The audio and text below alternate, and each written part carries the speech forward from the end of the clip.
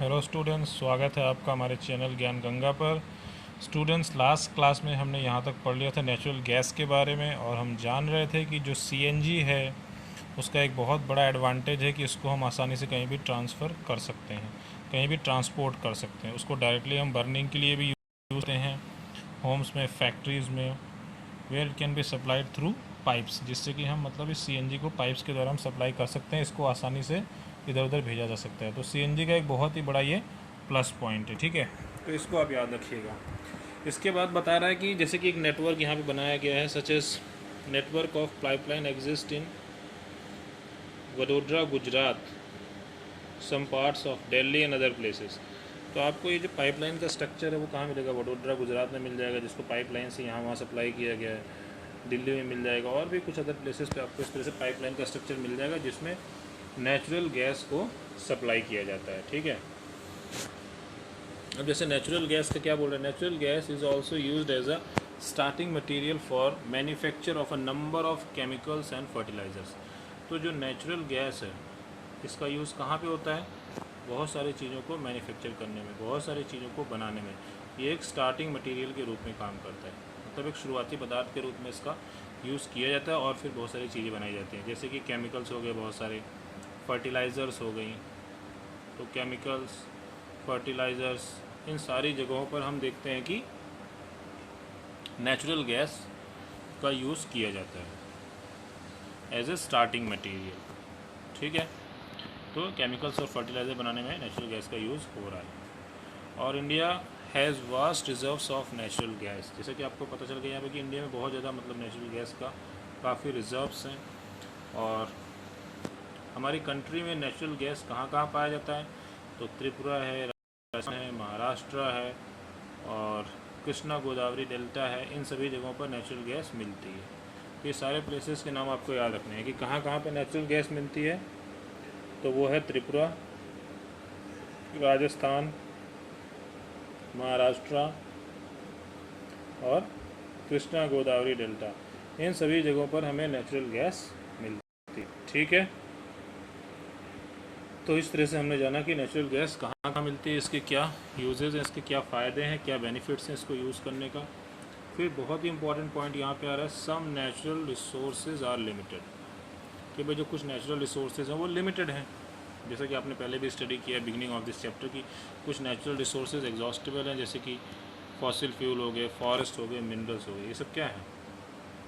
Exhaustible है। Exhaustible है मतलब है कुछ समय के बाद वो ख़त्म हो जाएंगे। तो एग्जॉस्टेबल का मतलब क्या होता है?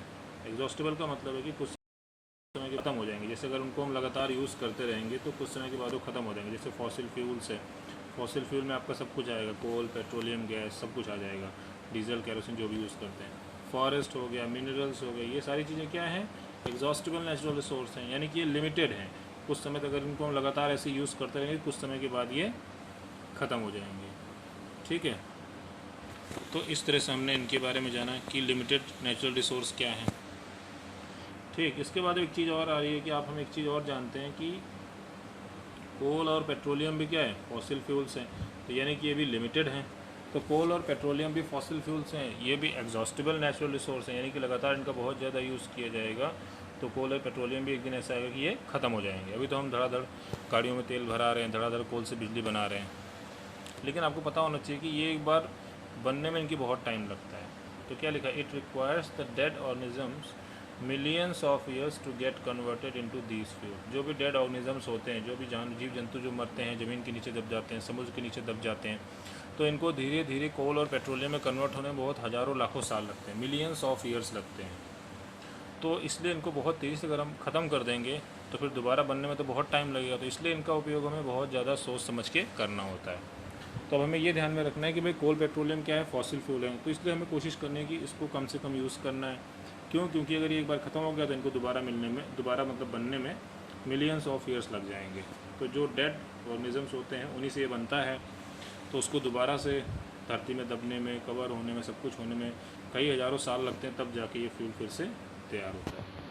On the other hand, the known reserves of this will last almost a few 100 years. और दूसरे हाथ पर एक और बात हमें पता है कि इसके जो भी नॉन रिजर्व्स, जितना भी हमें पता है कि हाँ यहाँ पे कोल पेट्रोलियम मिल रहा है, वो बस अगले कुछ 100 सालों तक ही चलने वाला है। उसके बाद हम क्या करेंगे?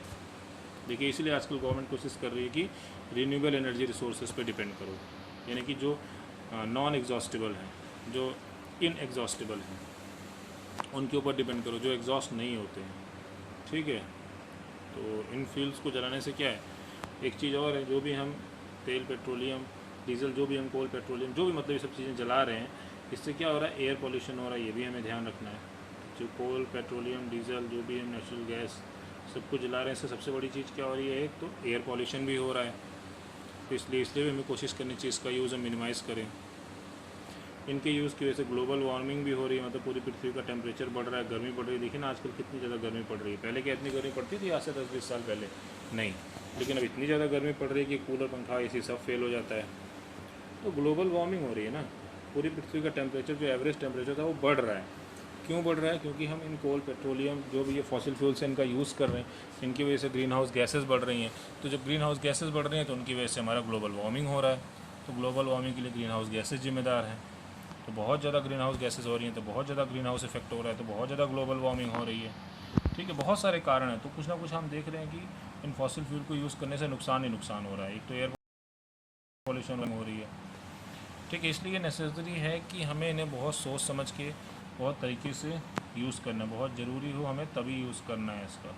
लेकिन अगर हम बात में कोल, पेट्रोलियम, डीजल को जलाते रहेंगे, एक दिन ऐसा आएगा कि ये ख़त्म हो जाएगा, हमारा एनवायरनमेंट भी गंदा हो जाएगा और ग्लोबल वार्मिंग भी हो जाएगी और हम सब लोगों के मरने के लाले पड़ जाएंगे। तो मतलब जीने के लाले पड़ जाएंगे, तो मतलब हम सबों को मरने की नौबत आ जाएगी। अब भाई इतनी ज़्यादा ग्लोबल वार्मिंग हो रही है, गर्मी से लोग कितने लोग मर जाते हैं देखिए। तो मतलब जीना मुश्किल हो जाएगा, कहने का मतलब है। और अगर हम इनका कोल, पेट्रोलियम, नेचुरल गैस, इन सभी जो भी फॉसिल फ्यूल्स हैं, इनका यूज़ अगर हम कम कर देते हैं तो हमें क्या मिलेगा? हमें एक बेटर इन्वायरमेंट मिलेगा। अगर इसका यूज़ हम कम कर देते हैं तो हमें एक बेटर इन्वायरमेंट मिलेगा, ग्लोबल वार्मिंग का रिस्क कम हो जाएगा और ये जो है लंबे समय तक अवेलेबल भी रहेंगे, आने वाली पीढ़ियों के लिए भी ये अवेलेबल रहेंगे। और नहीं तो अगर हम इनका बहुत ज़्यादा यूज़ करेंगे तो आने वाले जल्दी ही मतलब समय में ख़त्म हो जाएंगे। तो इसीलिए ये सुझाव दिया जा रहा है कि भाई इनका यूज़ बहुत सोच समझ के करो, बहुत ही कम करो। ठीक है, ये बातें आ रही हैं इसलिए। तो ये सारे पॉइंट्स हमें याद रखने हैं कि भाई इनको यूज़ करने से क्या फ़ायदा है, क्या नुकसान है। अब देखिए, इंडिया में एक petroleum conservation research association PCRA है, पेट्रोलियम कंजर्वेशन रिसर्च एसोसिएशन। जो PCRA है ये एडवाइस करता है लोगों को कि किस तरह से पेट्रोल और डीज़ल को यूज़ करना है, कैसे पेट्रोल और डीज़ल को सेव करना है ड्राइविंग करते वक्त। तो गाड़ी को चलाते हुए कुछ चीज़ों का ध्यान देना है। ये PCRA ने कुछ रिकमेंडेशंस निकाली हैं जिससे कि पेट्रोल डीजल सेव भी हो, पॉल्यूशन भी कम हो, उसकी खपत भी कम हो, सारी चीज़ें मेंटेन रहें। तो PCRA मतलब क्या है? Petroleum conservation research association. क्या टिप्स दिए हैं इन्हें कि drive at a constant and moderate speed as far as possible. कि जो भी हम मान लो कोई गाड़ी चला रहे हैं तो एक कांस्टेंट स्पीड पे चलाना है। ये नहीं कि एक बार 100 चला रहे हैं, एक बार 50 चला रहे हैं, एक बार 20 चला रहे हैं, नहीं, 30-40 एक कांस्टेंट स्पीड पे चलाना है, मॉडरेट स्पीड पे चलाना है। इससे क्या होता है, गाड़ी अच्छी एवरेज देती है, पॉल्यूशन भी कम होता है, गाड़ी की मेंटेनेंस अच्छी रहती है और गाड़ी सही से चलती है, कम तेल खाती है। ठीक है, तो ये सारी चीज़ें हमें याद रखनी है। तो पहला पॉइंट उन्होंने ये बोला कि आप कांस्टेंट स्पीड से गाड़ी चलाइए, मॉडरेट स्पीड से गाड़ी चलाइए, ना बहुत तेज़ ना बहुत स्लो। ठीक है, switch off the engine at traffic lights और at places where you have to wait. ऐसी जगह जहाँ पे मान लो हमें कोई वेट करना हो तो वहाँ पे स्विच ऑफ कर देना चाहिए, इंजन को बंद कर देना चाहिए। भाई गाड़ी खड़ी है, बिना मतलब में तेल जल रहा है, तो ऐसा नहीं करना चाहिए। हमें क्या करना चाहिए, इंजन को बंद कर देना चाहिए ट्रैफिक लाइट्स पर। जैसे मान लीजिए हम खड़े हैं या किसी और काम से मान लीजिए हम 2-3 मिनट के लिए खड़े हो गए, तो हम क्या सोचते हैं, छोड़ो गाड़ी चलने दो। नहीं, गाड़ी वैसे नहीं छोड़ना चाहिए, इससे पेट्रोल फालतू में खर्च हो रहा है। तो ऐसे करके हम बहुत ज़्यादा पेट्रोल को भी सेव कर सकते हैं, अपने एनवायरनमेंट को भी सेव कर सकते हैं और सब कुछ अच्छे से कर सकते हैं। ये 2 पॉइंट्स पूरे मानने हैं। इन्होंने गाइडलाइंस जारी की है। Ensure correct tyre pressure. Tyre में अगर प्रेशर सही रखेंगे तो भी गाड़ी सही चलती है, तो भी वो कम तेल खाती है और सही से चलती है। तो गाड़ियों की जो होती हैं उनमें टायर में प्रेशर सही होना चाहिए, मतलब उसमें हवा प्रॉपर भरी होनी चाहिए। कम हवा होगी तो ज़्यादा तेल खाएगी, ज़्यादा पॉल्यूशन करेगी। ठीक है, तो टायर प्रेशर वगैरह हमें सही मेंटेन रखना होता है गाड़ी का, जिससे कि वो सही mileage they. Ensure regular maintenance of the vehicle. और गाड़ी की टाइम टू टाइम पे सर्विसिंग करानी चाहिए, गाड़ी की टाइम टू टाइम पे मेंटेनेंस करानी चाहिए। कोई भी चीज़ उसमें ख़राब हो तुरंत उसे हमें बनवा लेना चाहिए। अगर ऐसा नहीं करेंगे तो गाड़ी धीरे धीरे ख़राब होगी, ज़्यादा तेल पेट्रोल खाएगी, ज़्यादा पॉल्यूशन करेगी, ज़्यादा धुआं देगी। तो ये सारे पॉइंट्स हमें दिमाग में रखने हैं, ठीक है। तो स्टूडेंट्स, इस तरह से हमारा ये चैप्टर भी ख़त्म होता है। और अब ये समरी पूरी आप पढ़ लीजिएगा, व्हाट यू हैव लर्न, ये जितने भी पॉइंट्स दिए इसमें सारे पढ़ लीजिएगा। इसके बाद ये क्वेश्चन आंसर्स आपको करने हैं। कोई चीज़ ना समझ में आए तो आप पूछिएगा। अच्छे से पहले रीड करिए, वीडियो को देखिए, 2 बार देखिए, 3 बार देखिए, 1-2 बार रीड करिए, आराम आराम से क्वेश्चन आंसर्स को करिए, कोई जल्दी नहीं है। अच्छे से पढ़िए, अच्छे से समझिए, अच्छे से याद करिए। कोई चीज़ आपको ना समझ में आए तो वो आप हमें बताइए। तो स्टूडेंट्स, इसी के साथ ये वीडियो यहीं ख़त्म होता है। आपका होमवर्क यही है कि अच्छे से रीड करिए, अच्छे से क्वेश्चन आंसर्स को करिए, अच्छे से लर्न करिए, लिखिए, मुझे लिख के दिखाइए कितना आपने याद किया। कोई भी डाउट हो वो आप मुझसे ज़रूर पूछिए, ताकि आपको कोई प्रॉब्लम ना हो। तो स्टूडेंट्स, अच्छे से अपना होमवर्क करिए और जो ना समझ में आए पूछिए। मिलते हैं नेक्स्ट वीडियो में। Thank you.